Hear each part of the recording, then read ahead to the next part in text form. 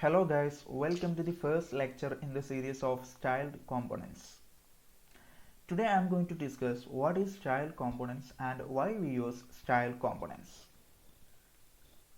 In the upcoming videos, I will discuss how to use styled components in our projects.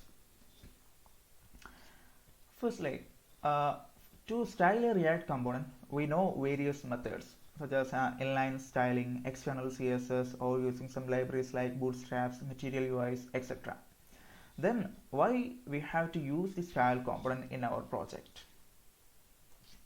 There are many reasons to use style components in our projects.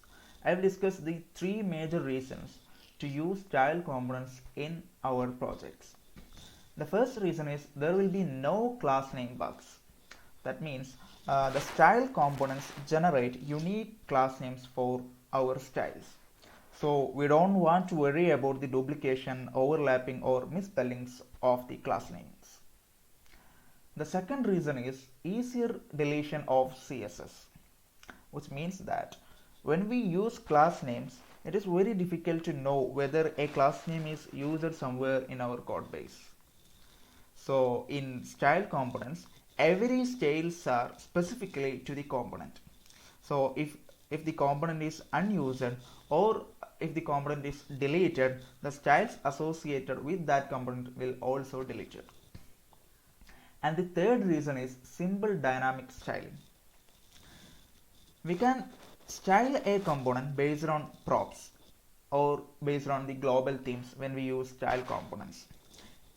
So we don't want to use many class names or some external packages to do the dynamic styling.